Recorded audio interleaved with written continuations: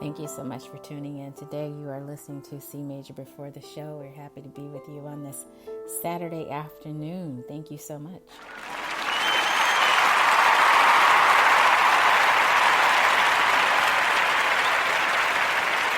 It's really nice outside. If you're in the greater New York City area and you just happen to be out and about, it's a really nice Saturday afternoon. The weather is not quite crisp, but you can tell it's going that way. Some of the leaves are starting to turn on the trees, and so it's just comfortable. It's a really comfortable temperature, I think, even though it's a little high, but still, it's comfortable. It's a comfortable Saturday afternoon. Thank you again for being with us. We are talking about dreaming big today. We want to talk about what it means to play chords for your family. So as we continue to explore our Chords for Students podcast series, it's an unofficial series, by the way. We're not saying that this is what we highly recommend, but it's a combination of recommendations coupled with research, coupled with conversations that I have across the week that lead me to say what we're going to talk about. So it came to mind today that there are still a lot of students that are dreaming of playing the piano. And the main reason they want to do it is because they have family that's encouraging them to do it, or someone in the family is making music and they are somehow inspired by all of that. So we want to speak to that today. It's all about chords, but stay listening. You're here with me on CMajor Before the Show.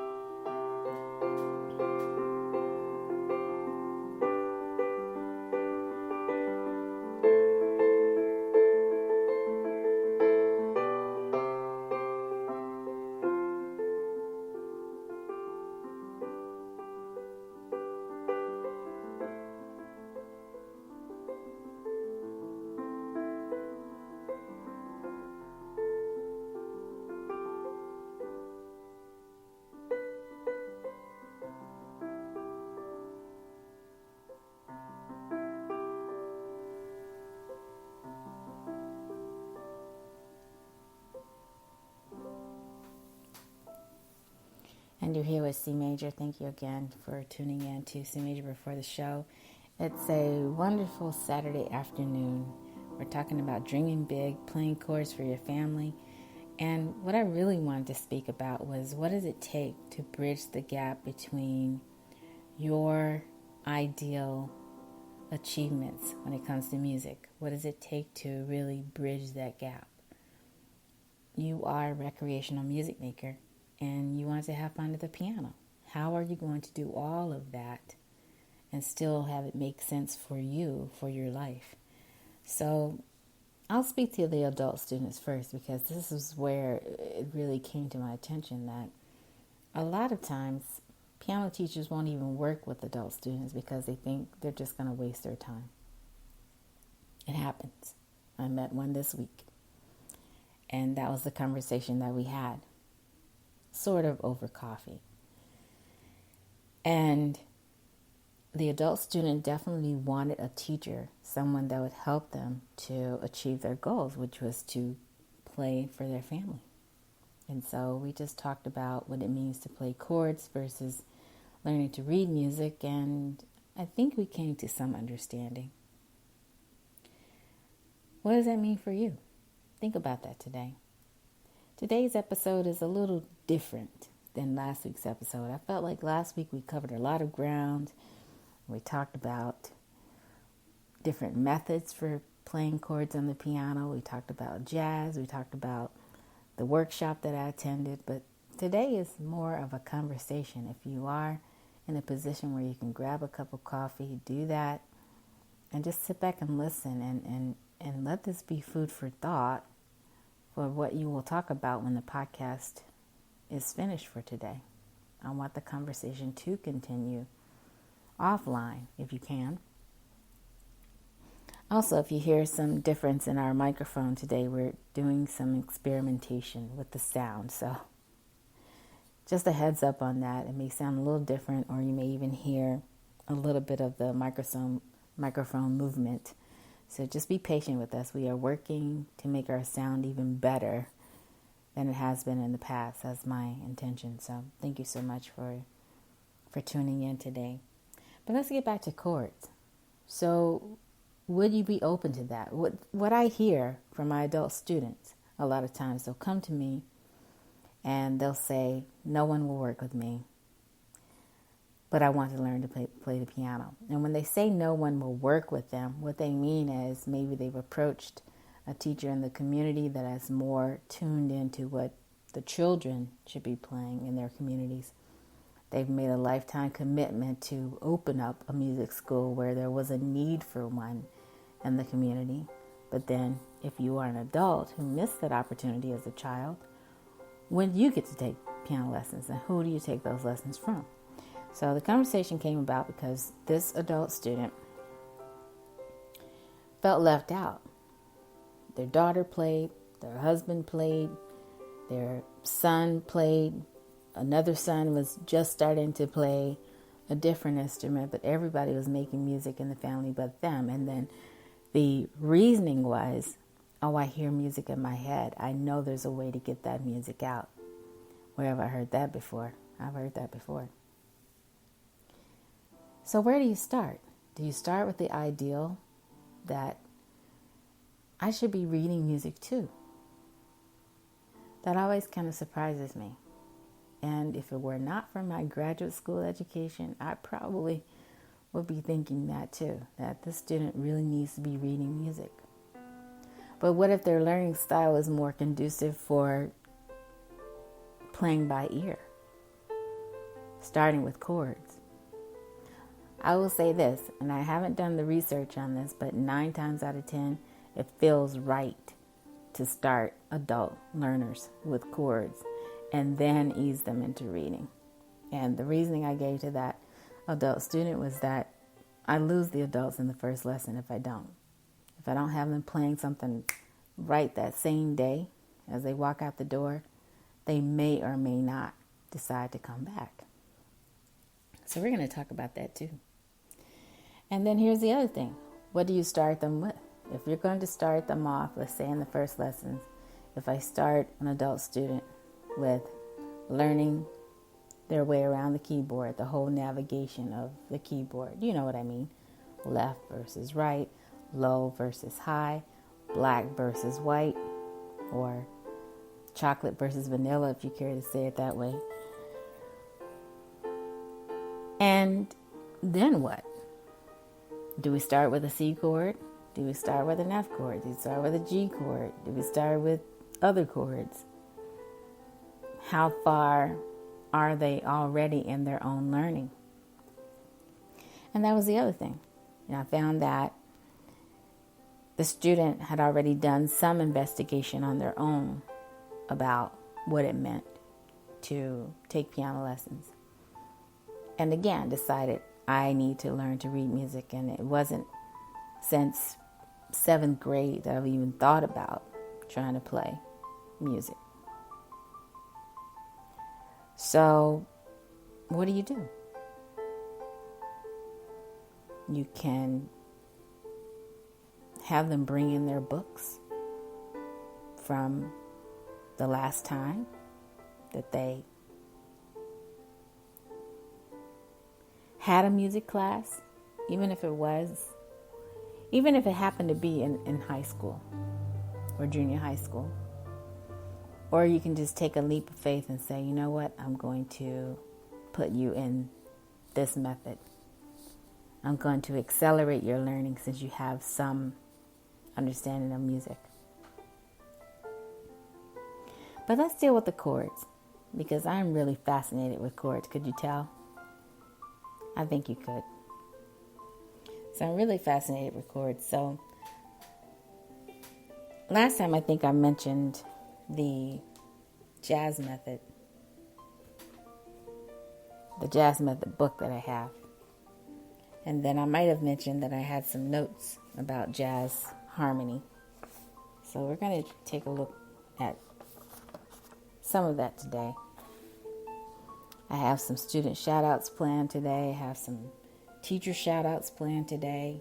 And then, of course, I'm going to tell you what's coming up on the CMajor radio show. So let's just look first in our blues and jazz method. It's intended for keyboard players of all levels. And it doesn't matter if you play an acoustic piano, or electric piano, or electric keyboard. There's something for everybody. And it sounded like when I had this conversation with this adult learner that she wanted to learn some basic techniques for how to play along with people in her family who could sing. And then I asked her a question. I said, well, how do you intend to do that? Even if you could pick out the same melody, would you want to play the melody along with the singer, or do you want to really accompany the singer, which 9 times out of 10 means playing by chords? So how will you do that? So I gave her some things to think about, and we'll see if she really takes or not. The other thing I learned too over the years is that it makes sense to have a timeline, to have a plan, to figure out how you're going to spend your time, the time management of piano lessons. How will that take place? So let's just take a look.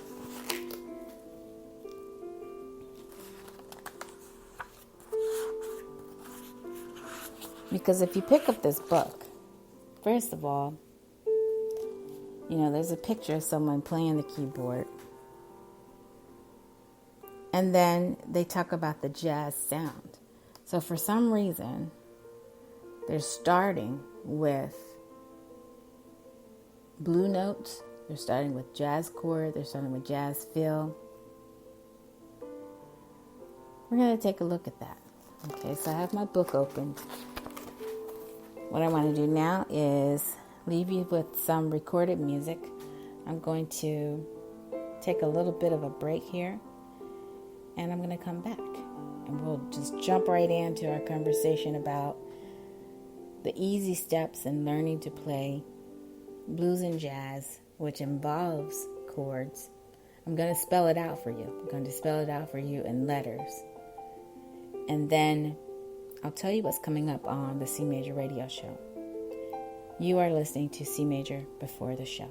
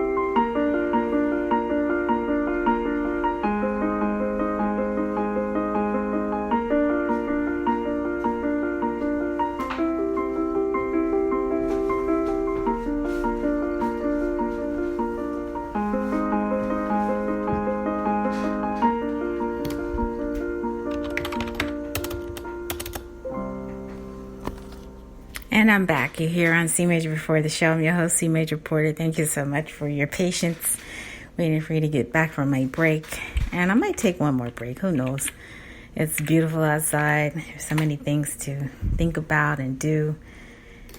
And so we're going to jump right in because suppose you are that adult student that wants to learn to play blues and jazz. There's a book for that. There are many books for that.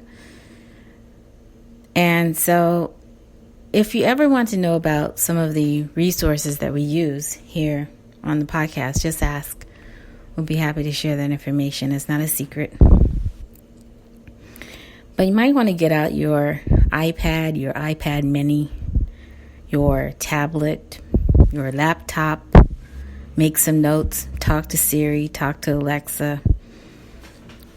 However you take notes, if you have a note taker, have that person write the notes for you. So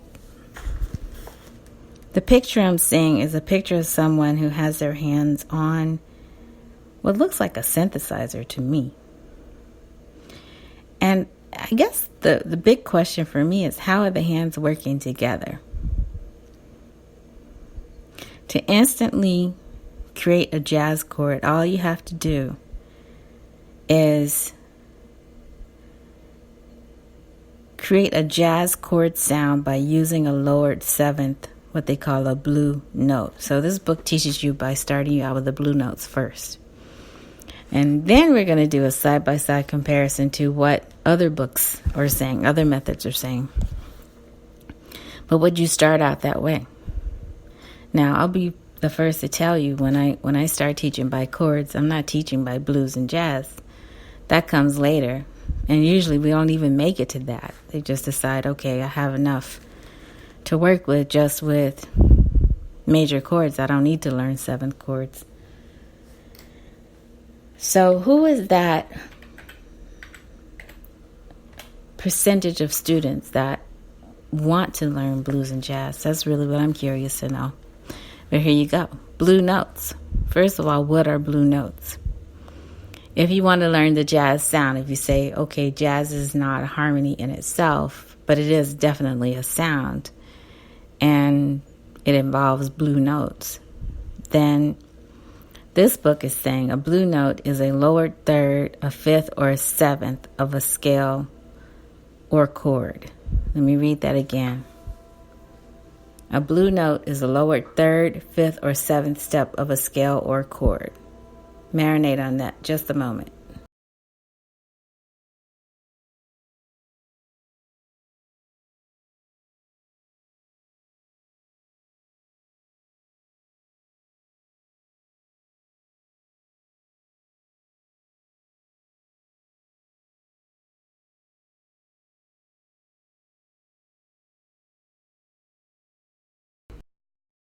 I'm coming back. Don't worry. Here I am. So you can start playing blue notes by using a lowered seven. Well, how do you do that?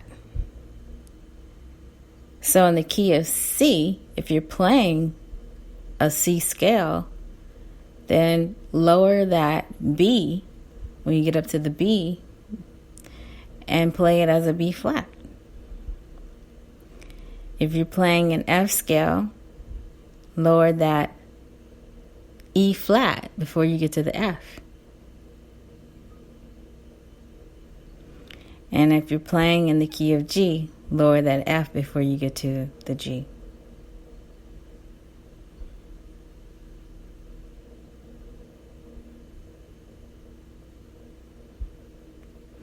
So that's what we're starting with. We're starting with lowering the seventh first. Okay, now suppose you want to just play it from the bottom up. So you play it on the root. So if the jazz chord, write this down, the jazz chord. Create a jazz chord sound by using a lowered seventh blue note and play each chord several times. Okay, so then on the bottom, or for the root, you would play a C for a C7, Then take over with the right hand and play a B flat and then an E.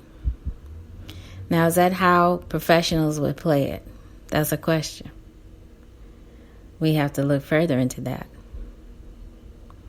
Okay, and then do the same thing for an F7 chord. So play F as the root, and then followed by an A, followed by an E flat. So you're going to write down vertically, starting with the bottom, F, A, B flat. Sorry, F, A, E flat. Then for a G7 chord, you write G, B, F. And for a C7 chord, write C, B flat, E. Now, the way I saw it done, you just kept playing this over and over and over again until it gets in your ear, because you're really trying to get used to the sound.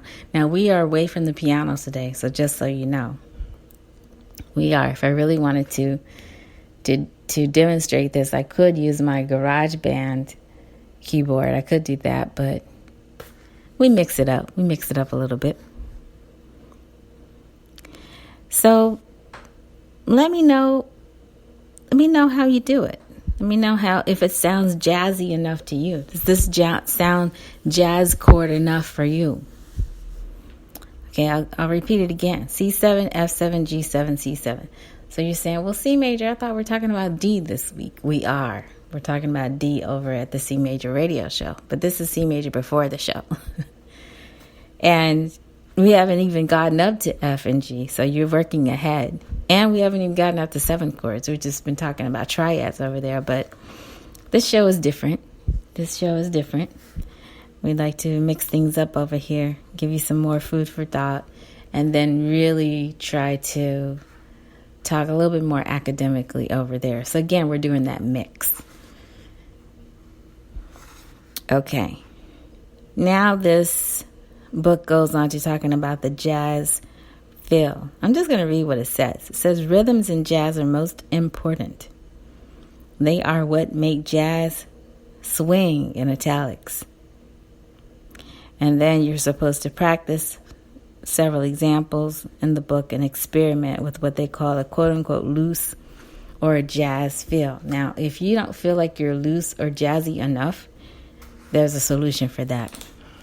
There are solutions online. Okay, and then they're just sticking with saying, that lower thirds, fifths, and sevenths are what create jazz-sounding chords. And then you have an opportunity to play along with a recording if you want to. Okay, let's get out of this book for a moment. And then again, what I can do for future episodes is just maybe demonstrate some of this on the piano. But we have other things that we can take a look at as well. So let's do that. Okay.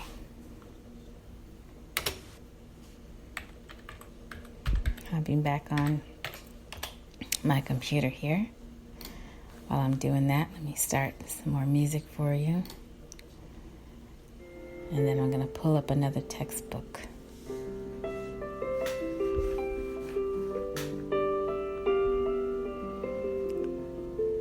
So one thing I'm learning from doing this podcast is that my mind really shifts a lot. I'm thinking about chords one moment, then I'm thinking about piano lessons another moment. Okay. So let's skip to this other book.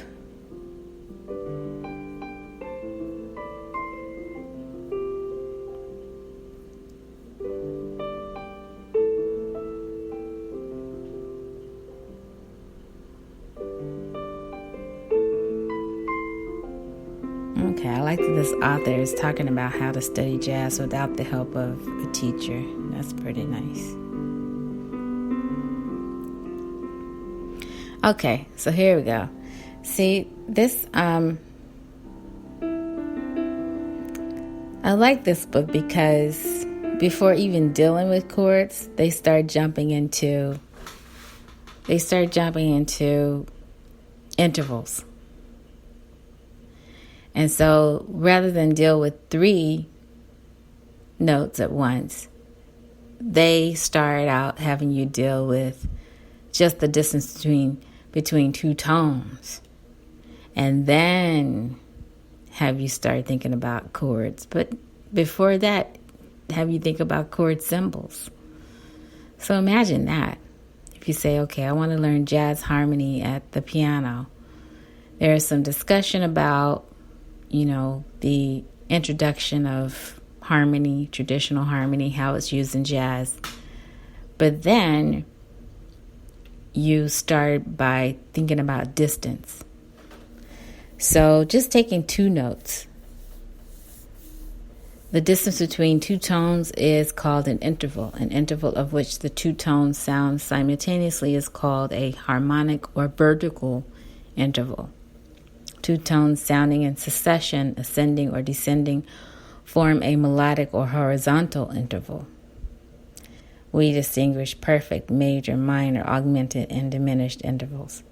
This makes perfect sense to me, but just imagine you're that beginning student and you're probably overwhelmed already by the language. Okay, let's get out of that for a second. Now let's go to something else, because I want to just have you stay with the thought of being an adult student. Some people prefer to say adult, pronounce it that way. And you want to jump into piano lessons. Now, your experience with a keyboard as a child, that's non-existent. You didn't really have that. You didn't really understand anything about the piano until maybe junior high school or high school. I had a student that said to me they really wish they had started earlier. There's no reason to wish that. There's always a way to start where you are and just pick up where you can. That's why I always say on this podcast, make the best music you can make. And I think you're going to be fine. So another reason why I start with chords, because suppose you are that adult that's looking to getting into piano lessons, and then you think about all the methods that were taught during your time. Those books that use a middle C approach. Would that be too little for you? What if I took up a whole lesson and said, okay, we're just going to focus on middle C and then other Cs?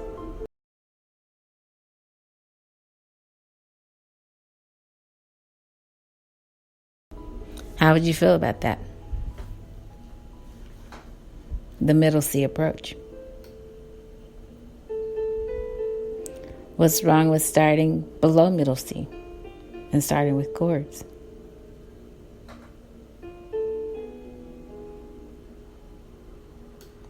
Also, how would you feel about starting with the key of C, which has no sharps or flats? Thinking that C is the easiest one, while the keys with the most sharps or flats are the most difficult. Would you be happy with something like that?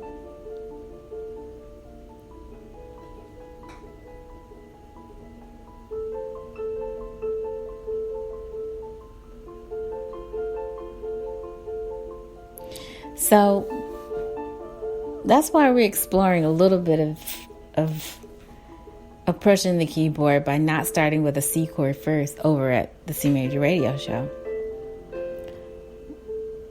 To this day, I don't think there's any proof that the key of C is always the easiest, or in some cases the most logical to start your first periods of instructions.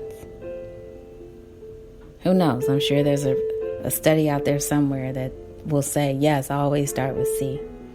Start with the key where we can make sure people get it.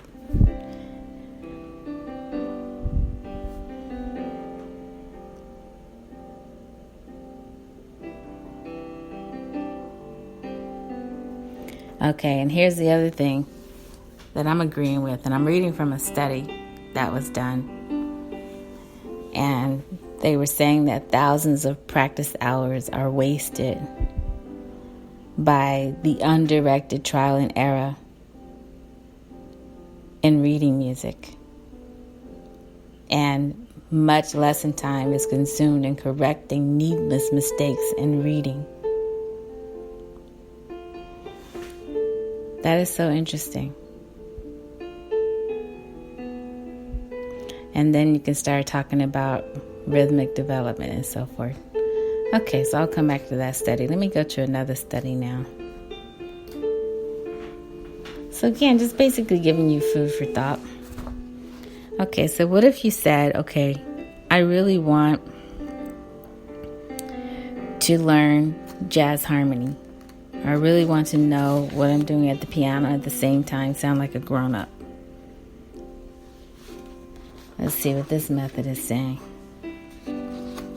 Also, it feels like some of these methods assume that you have some understanding already of how to approach the piano.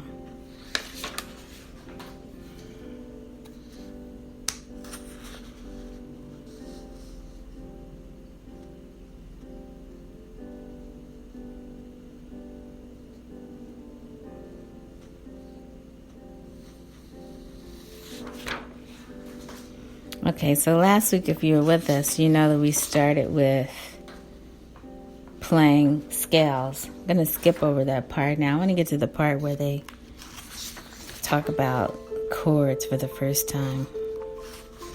But I like that they start out with scales. Who knew to talk about jazz harmony, you would start with scales first? Which is not what this other book did. So apparently this author thinks you should think about scale runs, melodic motifs first, constructing lines first, and then start to think about how do the chords add up with that. Now I like this because you can already see where the harmonic rhythm changes are. So you have 1, 2, 3, 4, 5 chord changes. But basically they start you with a scale and have you stick with the melody. But I guess my question is, what if you don't have the mechanism to do it? What if you aren't able to play mechanically enough to handle that type of movement? Okay, so let's go to this chapter where they're talking about basic chord movement. So let's talk about that and see what they're going to say here. Okay, so it starts out as saying that few pianists have a fine sense of movement in chords compared to this particular author. They say that his understanding is based on a deep appreciation of the essential elements of harmony.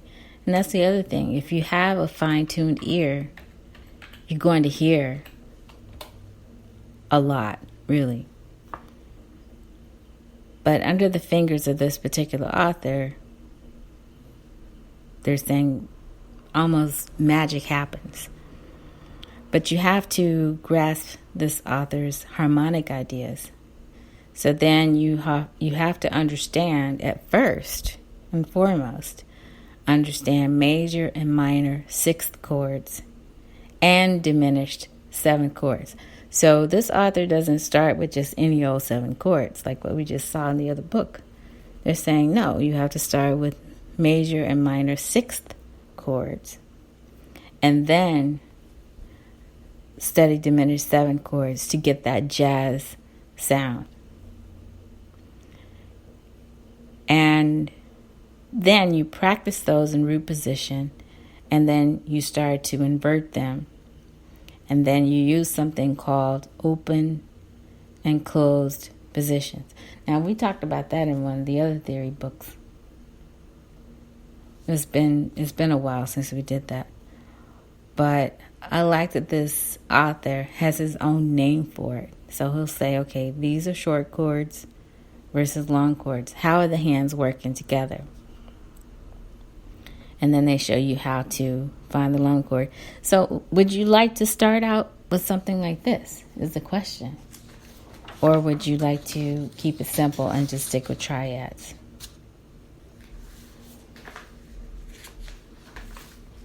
Something to think about. Something to really think about.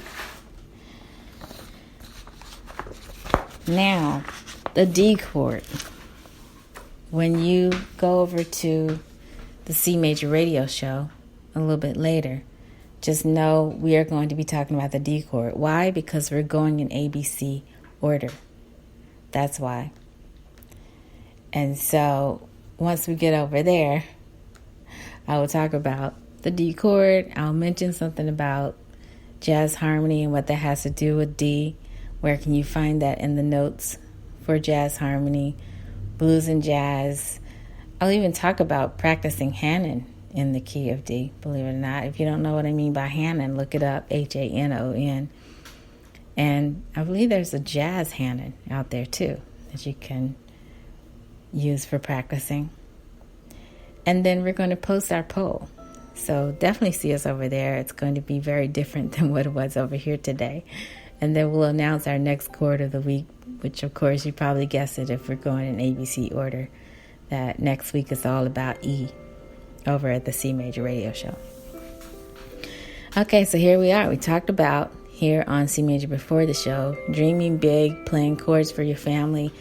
I think you need to define what that means for you. What songs are you singing in your family? What chords will be necessary? How are you going to accompany the singers in your family? How are you going to do that? How can you bridge the gap between musical achievement? That means if you want to focus on tiered learning the traditional way, just know you're going to go through steps. You're going to go through book 1, then book 2, book 1A, book 2A, 2B, so forth, until you get up to a certain level of book. And that's what you mean by tiered learning. And then there are, of course, exams for that. Recreational music making is just saying, I'm not going to major in this. I'm just going to learn this because I have a career in something else, and music is recreational for me. And then have fun. Don't forget to have fun at the piano. So we've talked about being an adult student learner, developing your goals. I mentioned that the student that I spoke with this week most definitely wants a teacher, and she's right, because she realizes she really couldn't guide her own learning. She could direct her own learning, but not necessarily know how to start out in a way that's going to engage her. So while I have that on my mind, let me pull up some other notes that I found on that. And I'm just going to say that over the summer, I did take this teacher development course that was really helpful for me online. And it just really helped me to think about what I'm going through as a private piano teacher. I refuse to give up because I love private teaching, and it's very rewarding for me, and I love the conversations and the relationships that come out of that, and it's just very, very exciting for me. I feel very motivated, very inspired by anyone that really wants to learn to play the piano. So this training that we went through over the summer did talk about how students feel when they're learning. Now, this is very important because let's say if you're a new teacher and you don't know how to really engage your students, or you aren't that experienced, you might jump in and just be really quote-unquote gung-ho and say, okay, you will learn. But this is telling you some wisdom here. It's saying, really use a gentle approach.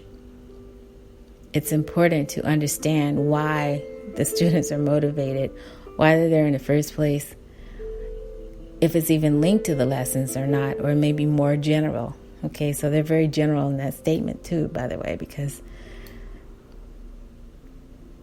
if you dig deeper, sometimes even at the beginning of a piano method book will say, this is some information that students should fill out so you can learn more about the student. Also, if you prefer to use the word pupil, you can use the word pupil. My teacher used the word pupil all the time, especially at recital. She said, my pupils have worked very hard this year.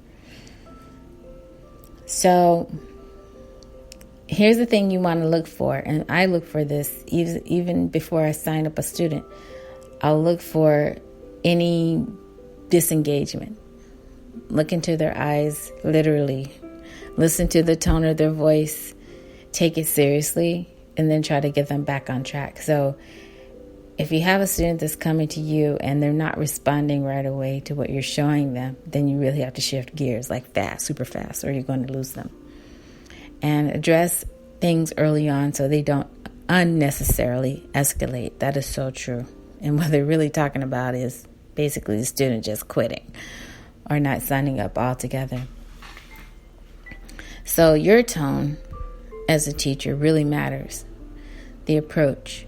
Sometimes you can have a tone that sometimes can be unsettling for the student. Let me say it as nicely as possible. But teachers aren't perfect. And I haven't met a teacher yet that really didn't care about what her students were learning or what his students were learning. It's just sometimes I realize maybe I need to use a different approach. And that's why it helps to have a community of teachers. So I'm going to say something about that in my teacher shout out. So I'm very excited about some things that are developing. But asking open-ended questions, leaving space for thoughtful responses, visiting the subject again can be helpful first steps.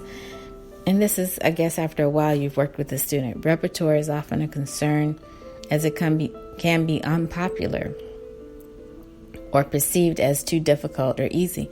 But here's the question I have from my teacher community, my teachers community, teaching community, my community of teachers. What do you do when a student comes from a family that doesn't even play music themselves, but the student is talented enough to play the piano, be the only one in the family that plays the piano, takes lessons seriously, but yet they are unhappy with the repertoire that the student is learning, but yet the student is happy with the repertoire? What do you do? What if the family is saying, oh, why aren't you learning to play jazz? Why are you only learning to play classical? Or what if the student is saying, I only want to play Disney songs, but then the family says, well, what about Moonlight Sonata?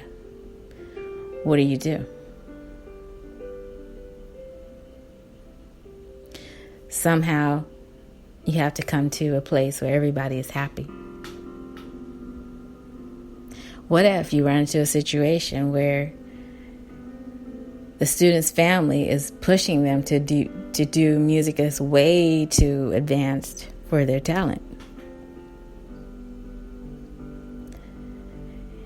And then it comes to mind, well, why? Why is this happening? So these are the conversations that I love having over a cup of coffee with teachers that are in the field and my friends that have studied music.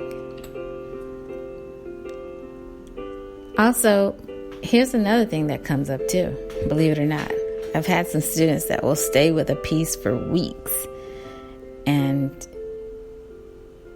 for varying reasons, they'll stay with one song for 8 weeks and not want to move away from it. What do you do? And how do you avoid becoming bored if you have a student that refuses to move on from a piece? So I've had a combination of all of those things happen, where the student really needs a little bit of a push to go a little faster in their learning. Maybe they're hesitant for some reason. And then the family speaks up and say, okay, enough of this. I'm not going to have my son or daughter stay on one thing and then still can't play it. They can only play part of a song. Sometimes that happens. But I've even had conversations with people who are adults and said in their childhood. They stayed on a piece for like a year. Imagine that. And kept going to lessons, making that same mistake. Coming in the next week, bored, out of their mind, making the same mistake. And then the teacher said, okay, come back again next week. And then finally, just refusing. So you don't want any of this, really. You want music to be a positive experience, which is why on the podcast I really try to push for musical achievement, as well as recreational music making, as well as having fun at the piano. At what point do you stop having fun at the piano?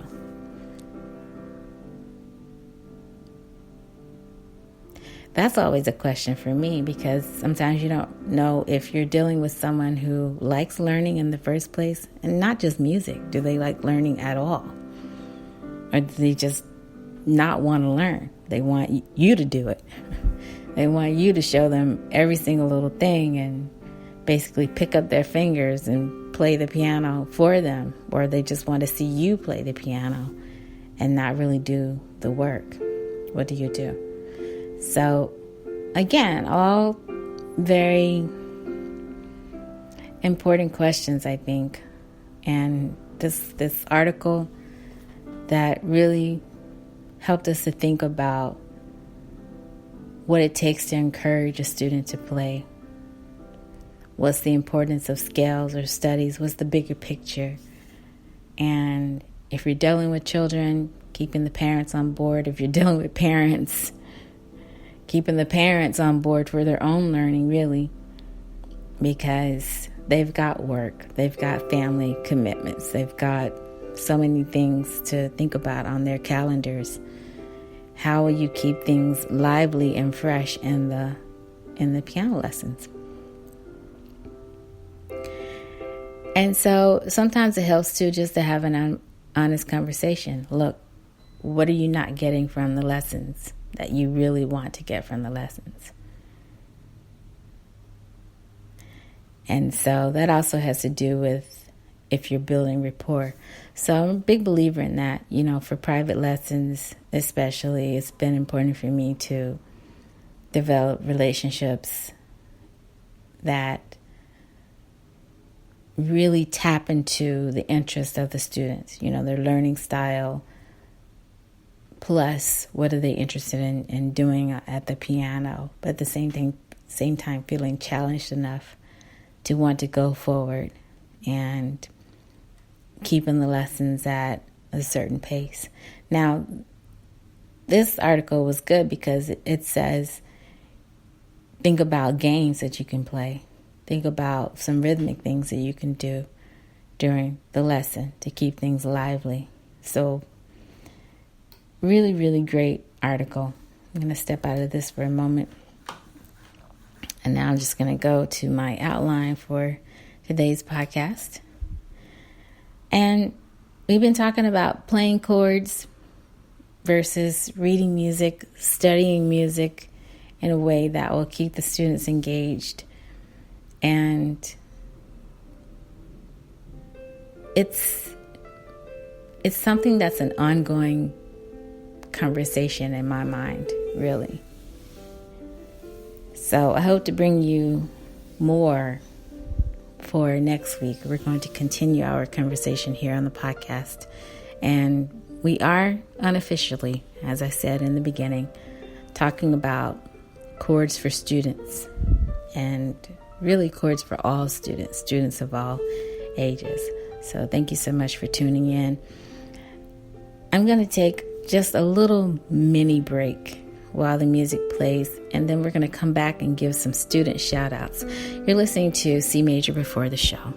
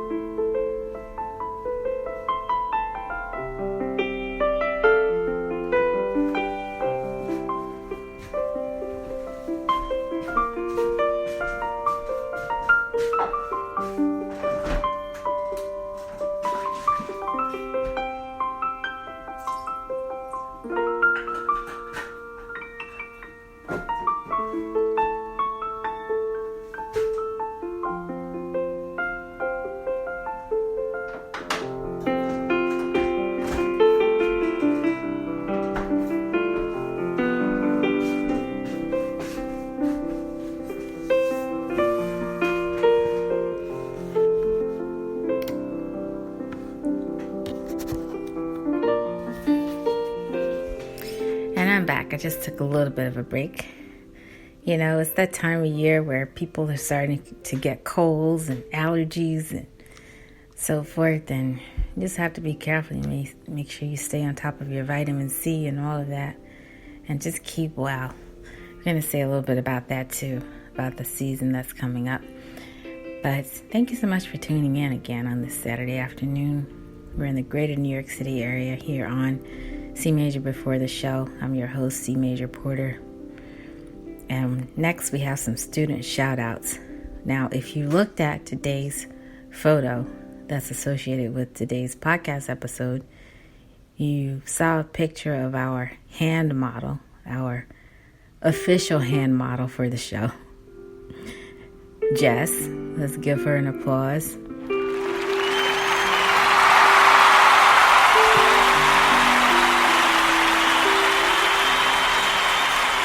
I'm going to change my microphone here for a second.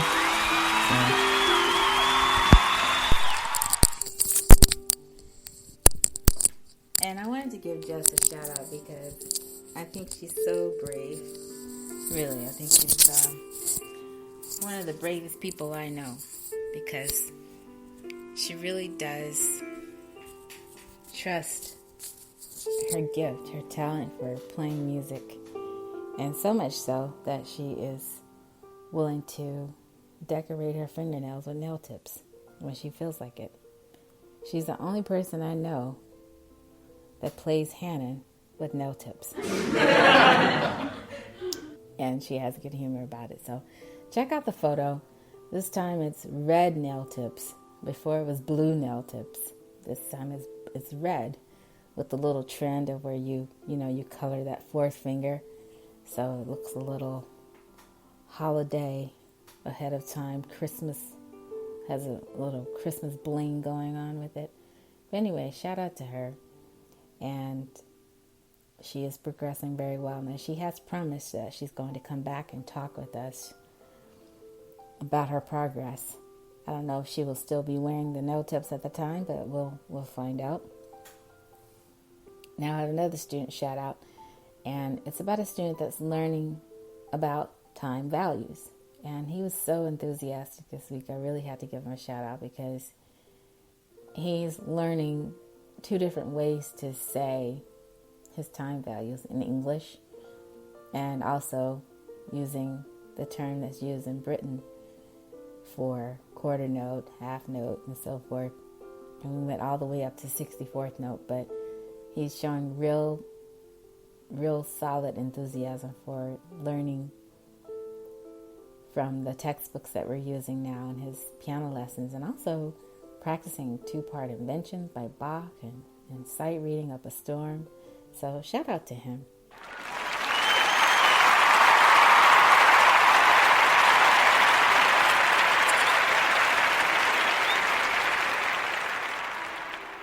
I also wanted to give another student shout out this week to a student who is signing up again. That's always exciting. Someone who is resuming piano lessons. Almost unheard of, because once students drop out, the first thing you think is, oh boy, they're never coming back. But the student decided to come back. So very excited. Sometimes students choose sports over music. And I have to have respect for that. I'm a big fan of sports, and you'll hear me mention sports from time to time here. And so if that's the case and you're circling back, then more kudos to you. But big shout out to that student who's going to be signing up again for private piano lessons and resuming piano lessons.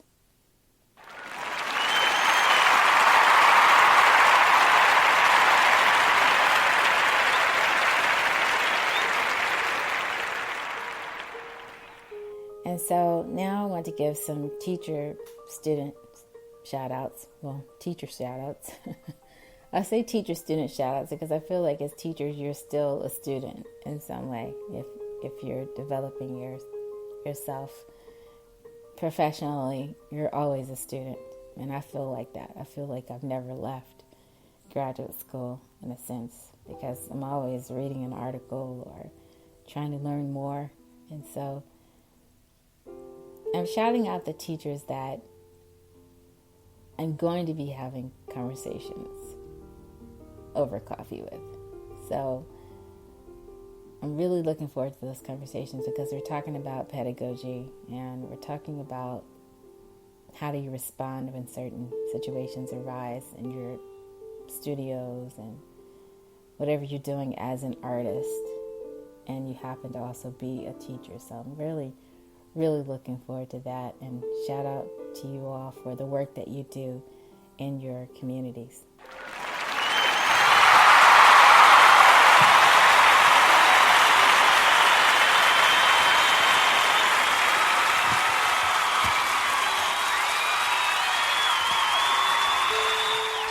I think that's great.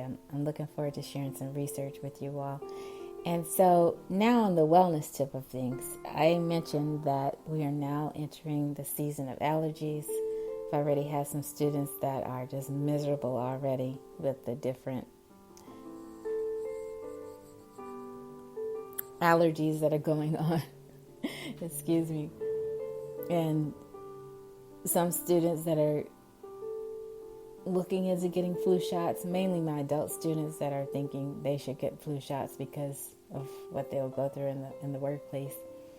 So just a reminder to take care of yourself. I know our favorite celebrity doctor really recommends that you consider getting the flu shot before flu season sets in. And I even talked with a health professional this week, and I asked her if she even had the flu shot, and she said yes, but she doesn't allow her children to get the flu shot, which is interesting. But anyway, if you are looking into that, it's just a reminder from the CMajor Before the Show podcast to take care of yourselves for the season that's upcoming.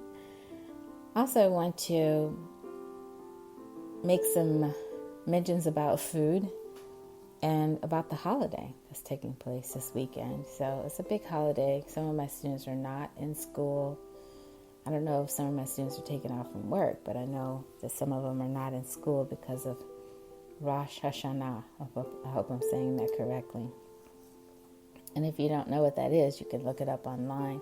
It's spelled Rosh, and then capital Hash. Anah. I believe that's how it's spelled. And so you can learn more about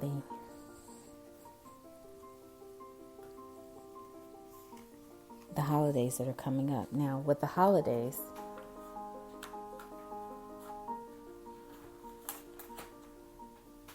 comes food. So I've mentioned to you one of my favorite food places in the city, one of my favorite markets. And they have everything. Even though, we have a very famous cheesecake place that's based in Brooklyn, but also has a place now in Times Square. And you can still get cheesecake that's amazing. It's really amazing at this market. They have a lot of homemade side dishes. They have a lot of homemade entrees. They have vegetarian options. And hors d'oeuvres. Let's just see what's under hors d'oeuvres. Now, this past week, I had a chance to experience some hors d'oeuvres at a function that I was invited to. By the way, I'm really big on invitations, if you haven't guessed. But I have to laugh at that because I see a lot of the marketing online that says you're invited, because I like to say that you're invited. Now, please, I don't want to offend anyone, but I did have a pig in a blanket. And if you don't know what those are, they're mini franks that are wrapped in a puff pastry and then served with some sort of sauce. So I'm trying to think what sauce it was that I was dipping my pig in a blanket in. But it was so good, I really couldn't resist it. And then I had the vegetarian sliders, of course. I don't see that on this menu. So the catering may not have come from this particular market. But let's say if you went to a function and they had pigs in a blanket and then you wanted to see if your market served them. This particular market does. As a matter of fact, they have a picture of them. But these pigs in a blanket were really, really good. Now, is that the healthiest option for yourself? I'm not going to say a word on that. I'll let you decide. And so I'm trying to think, was there anything else on here? We did not have chicken wings. We did not have chicken fingers. We did not have chunky chicken bites. But we did have some chicken on a stick. It was like this. It was some sort of sauce on it. I don't see it on this menu. But it was really, really good. And my friends that I met at the function are really happy with those too. Mini chicken tacos. No, we didn't have that. We did not have any mini eggplant rollatini. No fresh steamed asparagus wrapped with prosciutto di Parma. We didn't have that. We didn't have any Thai curry samosas or potato spinach samosas. And we did not have any mini chicken quesadillas. We didn't even have any spring rolls or fried dumplings. We had some miniature grilled cheese. That's what we did. It was like mini grilled cheese sandwiches, which was really, really nice, and was dipped in like this little side of tomato bisque, which was really, really good. So that, along with the veggie little burger bites, I think that's what you call them. But anyway, just some food for thought, literally some food for thought. So just know from time to time we'll mention food here on the podcast. We'll mention wellness. We'll mention music making and wellness. And just to share with you some more things that we may have in common. Now, our chord of the day is D. And you will see us over at the CMajor radio show a little bit later on this afternoon. We did get an earlier start, if you didn't notice. We did start out a little earlier today. And so we will be early as well over at the CMajor radio show. And then, of course, next week we'll keep going in ABC order and we'll be on to the E chord. But tune in over there because we're going to post a poll. You don't want to miss it. And I hope you enjoyed today's podcast. We talked about a lot of things. We talked about chords. We talked about overall tips for sticking with the lessons, staying engaged. And for the most part, I really want to encourage you to be well, to be grateful, make the best music you can make, and just know that in your music making. If you just stick with it, good things are going to be coming to you. You've been listening to CMajor here on CMajor Before the Show. Have a wonderful Saturday afternoon, and I'll see you next week.